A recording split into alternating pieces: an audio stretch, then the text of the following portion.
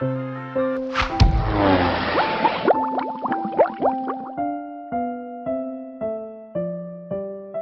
在我们的剧情发展中，这3个小孩他们最后一起去寻找乐园。那我们刚刚聊了一些他那个背后的状态，但是感觉很悲伤，他们没有地方可以去了，他们去相信一个他们心里头真正其实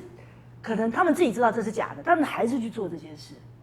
这几个小孩其实都很聪明，然后以他们的发展年龄，他们难道会去相信说世界上有绘本里面这样子一个乐园吗？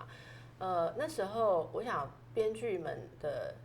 想法是说，我们要用一种象征的手法来描述这些小孩子觉得无路可退，因为他们都已经没有家了。所谓的没有家是，其实剧情进展到后面，这3个家庭都动荡到家不像家，几乎有的是父母根本没有办法同处一个屋檐下了，然后有的是关系是恶劣到极点，有的根本就是又跑掉了。所以这小孩子回头没有家可以去了，他们只能够往前走。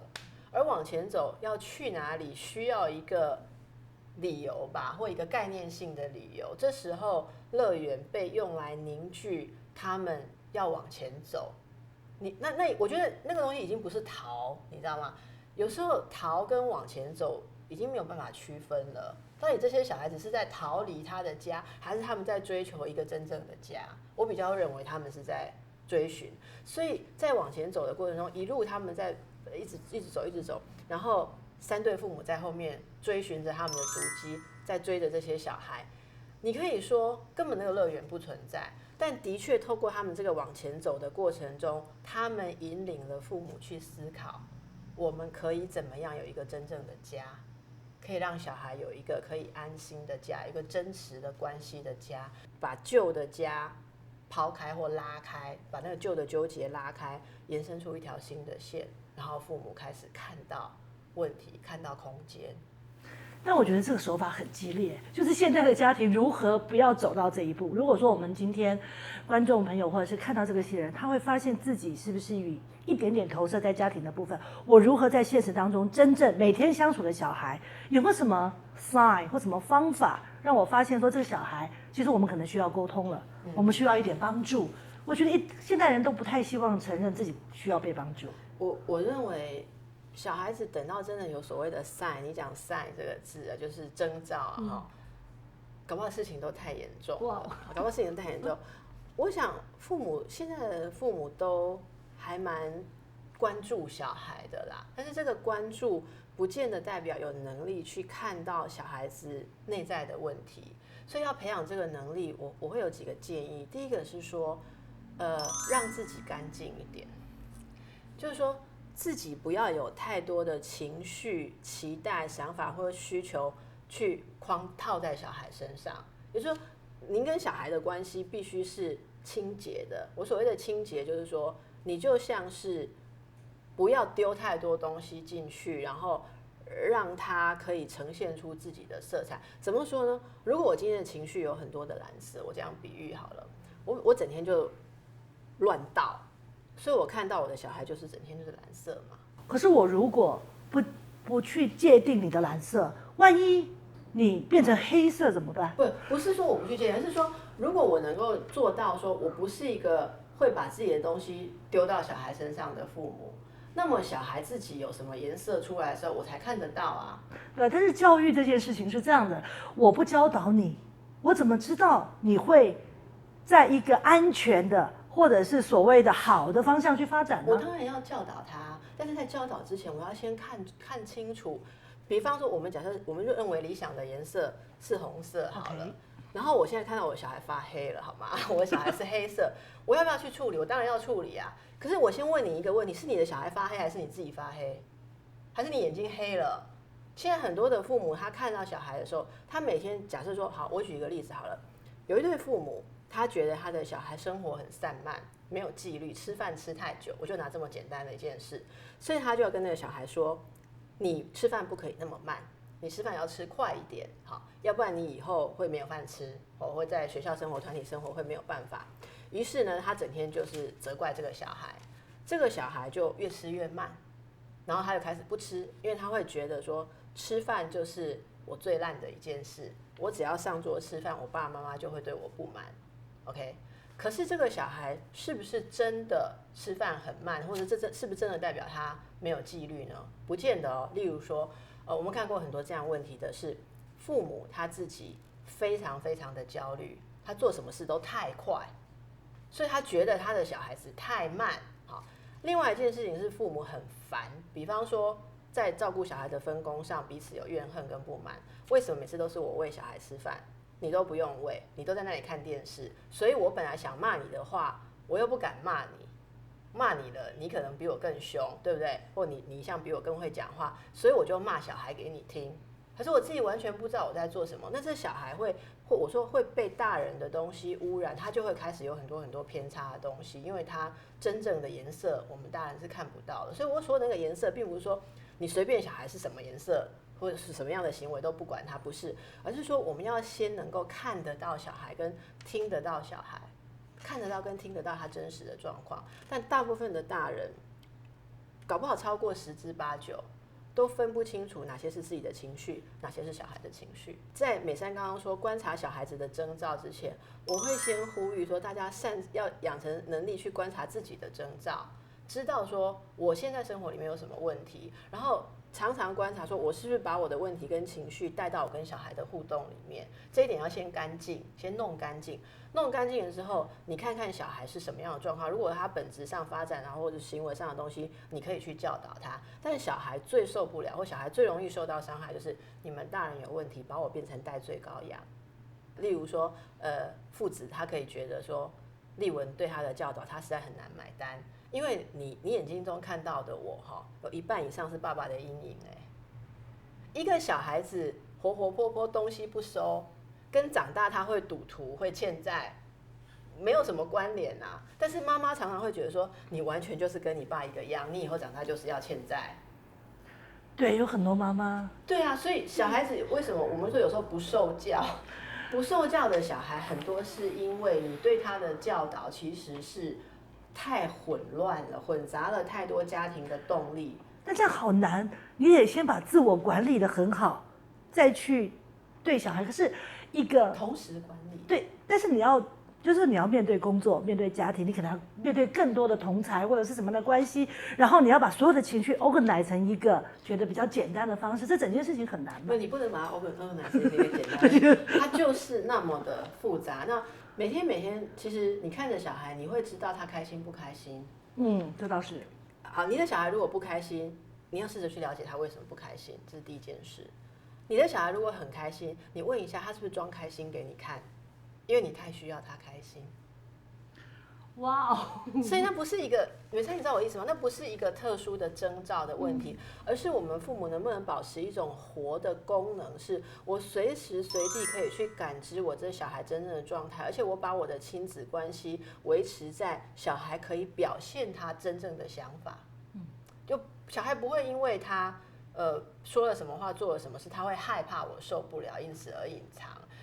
有非常多求完美的父母啊，现在会讲一句话，就说我不会给小孩功课上的压力，然后妈妈也不会要求你一定要怎么样，妈妈只希望你快乐，或爸爸只希望你快乐，这也是一个压力啊。小孩可不可以不快乐？我曾经在一个亲子的性质的杂志上面写过一篇文章，我说现代的父母有很多自己都有完美的这种需求，好，我做父母也要完美，我做一个人也要完美，所以他们有时候会看不到小孩子的挫折或小孩子的负面思考。我举的例子是这样，有个小孩他吃冰淇淋的时候，妈妈给他装了2球甜筒就掉了，妈妈看着他说：“好，没关系，掉了就掉了，我们再去买。”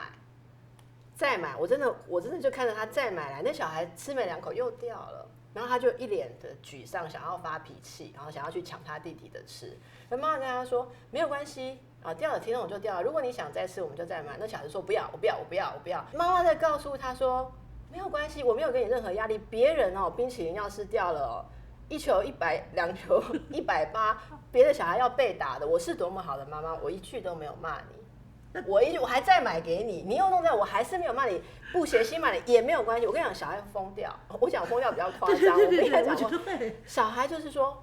我是真的生气，妈，我真的生气好吗？我很生气。这时候他需要的是妈妈看到他说，哇，你好气哦，冰淇淋掉了4球，你有多气啊？那就好像假设妈妈买了4条项链，通通都掉，都断了，珠珠都掉在街上了，有多生气？然后你应该要去理解说，你拿冰淇淋通常是怎么拿的？你为什么老是会掉了你心爱的冰淇淋？妈妈能不能帮你？那么你就可以不要再处在这么生气的状况。可是很多的父母现在误以为说，我不要给小孩压力，是小孩不管有什么样的挫折、什么样的问题，我们都觉得 OK 啊，没事啊，正面啊。可是人真的就是有负面的情绪啊，人就是有愤怒、有不满，他可以回来说：“妈，我很嫉妒我们班那个某某某哈，那个小凯每次都考第1名啊，然后老师大家都疼他，可是为什么我头发怎么绑都没有小凯可爱？我钢琴也不可能弹得他吗？我做什么都输小凯，我好讨厌小凯，我恨不得小凯不要在我们班。”然后现在父母就说：“哦，你不应该有这个想法哦，你应该为小凯高兴啊，对不对？那你要向他看齐啊，那你要多练琴啊，你要怎样？不是，你可以跟他讨论说，真的。”妈公司里面有一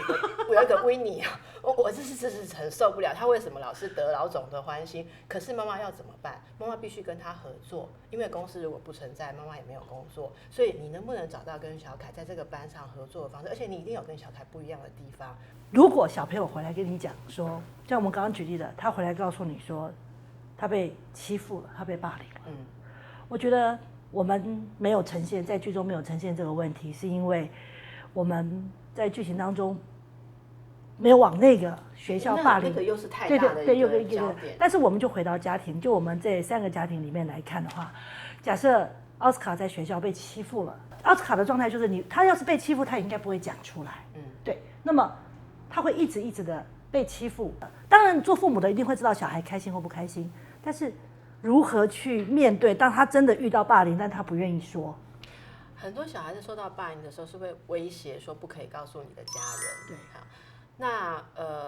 所以现在的父母会需要跟老师或者跟小孩子的其他的同学的家长，甚至朋友有某种友好的关系，就是为了能够知道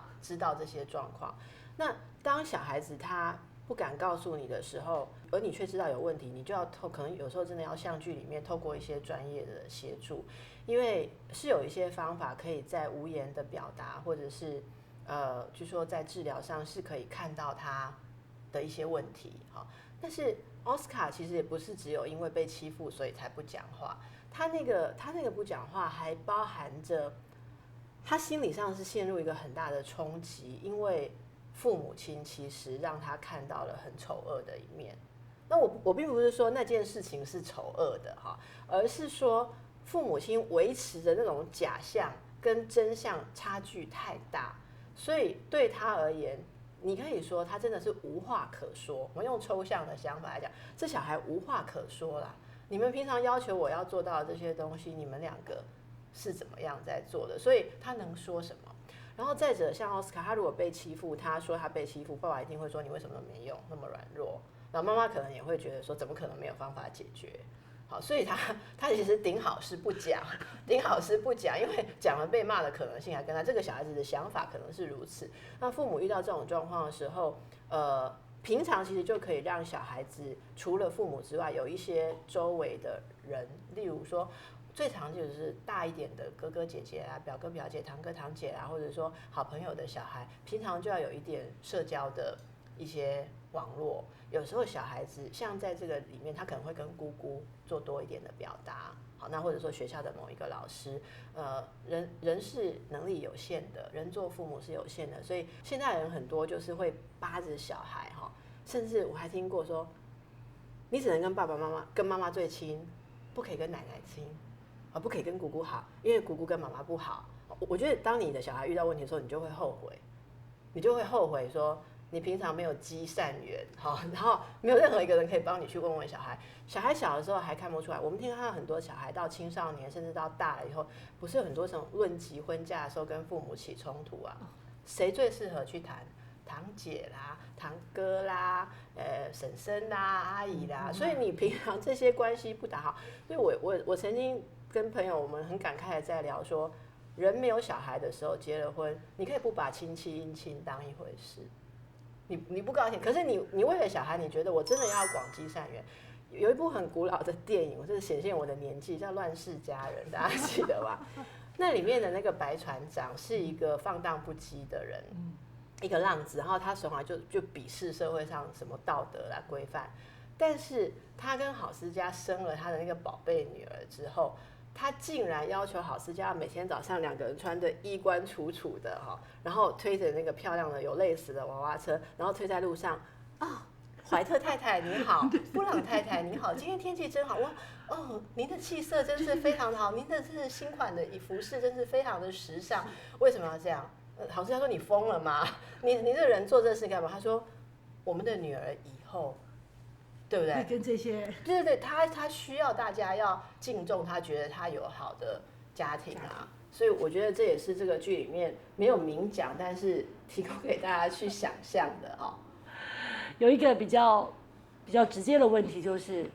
其实做父母好难，听起来就觉得很难，但是真的还是有可能走到因为大人的原因走到离婚这一步啊。小孩对离婚这件，我说10岁啊，国小这个时候的小孩对离婚这件事情真正的感受是什么？就是他们真正理解离婚是什么意思吗？离婚是一个法律上的界定，但是每一对的离婚实质意义都很不同，所以我们临床上看到哈，有的小孩描述离婚就是说，那个比方说那个一直打我妈妈的人，终于被赶出去了。even 他是他亲生的爸爸。对，因为小孩子他会用大人的方法去叙述，所以他理解的是爸爸一直打妈妈，爸爸是家庭的破坏，也许爸爸也会打他们啊。就例如说有一种离婚是这样，可是有另外一种离婚是，爸爸妈妈天天吵架，所以他们不要在一起了。好，他们不要在一起，然后他接下来就会想到说，那我呢？好，所以我变成3天要去爸爸家，3天要去妈妈家，这是他理解的离婚。好，那还有一种离婚是说，爸爸或妈妈喜欢别人了，所以他要去跟别人在一起，他们会有新的弟弟妹妹、新的小孩，所以我就一起跟爸爸在一起，我们没有人要了。有的小孩是这样描述，我也听过小孩这样描述他离婚，就我妈妈喜欢别的叔叔，那个叔叔比较帅，然后妈妈比较喜欢他，所以爸爸说我跟他就没有人要，以后我就跟爸爸相依为命了，所以他就被抛弃了。然后他就觉得他是他负一半的责任，他爸爸讨人厌，他也讨人厌，所以妈妈没有为了他留下来。有小孩是这样描述，所以我说我要陈述的是，离婚对每一个小孩而言意义都不一样，所以我们在帮助小孩在面对父母离婚的时候，要先去知道在您的家庭里面，就是形成了这个离婚的真实或者是说表象到底是什么，而小孩会在里面遇到什么困难。好，像那种认为自己是被不要的小孩，我们必须让他知道，不是你不要，而且我们都还会要你，那是大人没有办法在一起。可是小孩其实对于2个大人没有办法在一起，他会很痛苦。小孩子会很本能的希望他爱的2个人也是相爱的。对，所以当这2个人真的不相爱的时候，小一点的小孩10岁。你可能没有办法解释太多，好，那只能跟他讲说，就好像你不喜欢吃青菜，可是你喜欢吃巧克力一样。那爸爸跟妈妈喜欢的东西有点不一样，所以我们暂时不会住在一起了，我们不会住在一起了。好，那么但是我们都还是一样的爱你，我们还是会一样跟你在一起。那爸爸妈妈在相对于你的这责任，他是爸爸，我是妈妈，我们还是合作的。因为我们一直在倡导，就是离婚是2个大人的事，可是不要切断你的另一半他要去照顾小孩的这种责任跟权利。但是我不知道美珊记不记得我们在戏里面也挑战这一点，像志良那种爸，你还要让他来看小孩吗？对不对？好，所以我说这个就是一个为难的地方，我们必须在这个地方知道这是一个特殊状况，因为这个人的确会伤害小孩，或者对小孩有一些很严重的影响。那这时候又来了，又回到我刚刚讲，你自己要干净。这个人是不是真的会伤害小孩？你要凭良心哦，你不要觉得说他跟小孩在一起，小孩就会跟我不亲，然后他会跟小孩讲我不想让小孩知道的事情，例如说我偷偷交往一个叔叔，我可能不会让小孩知道，可是前夫可能，如果前夫他可能就会跟小孩讲说，你妈有别人啊，你妈不喜欢你或什么。如果我因为害怕这个就不让小孩跟爸爸见面，这是私心啊。所以当我们把自己弄得很干净，就会很清楚的知道这个人是合理的，你应该让小孩有父亲或母亲，还是说他是会把小孩怎么讲常去卖，或者说对，打小孩就是或骂小孩，对或给他情绪上很大的伤害，压给黑道对对对，我觉得其实人都可以分得清楚啦，不要把自己对另一半的前夫前妻的怨恨整个搅在一起，然后就觉得说，因为我讨厌这个人，所以我的小孩不能跟这个人在一起，这对小孩伤害很大，也不公平。了解。好，那我们其实今天差不多，然后在这个戏当中，就是我们收到很多帮忙，那我请你帮我们推荐一下这个戏。我觉得这出戏其实一开始我接到邀请说可以参与这个剧的内容的时候，我并没有预期，制作团队要做的这么深入跟细腻，所以我就想说，可能就是我需要负责检查一下人物的设定是不是合理，就像以前跟一些导演或是剧团的合作，因此我就不知天高地厚，我说那有什么问题啊？那我也找了刘兆玉医师啊，我的同事，然后就是一起来，后来才发现制作团队的野心其实蛮大的，然后在3个家庭里面。真的整个团队用了很多的心思，不断的尝试各种设定，甚至我们想要把那个要说的事情说出来。在这个剧的过程中，也因为社会责任的问题，其实我们对一些比较会有困扰的剧情啊，我们也有做了很多伦理上的考量，然后希望它是一个可以合家观赏，然后能够在有希望的状况下。又传达我们的关注，传达我们现在社会就是工商社会的像你说都市的形式，孩子多么的受到忽略或孩子的压力，还有父母亲之间一定要把自己处理好，这有多么的重要。所以应该与其说推荐，不如说我对于这出戏的用心跟制作团队，我是非常的敬佩，所以也希望能够邀请大家观看，甚至来参与我们的讨论，好座谈啊讨论，然后让这个声音就是对孩子的需求跟家庭的幸福有一个更普遍的一种共识，可以有在社会上有一些回响。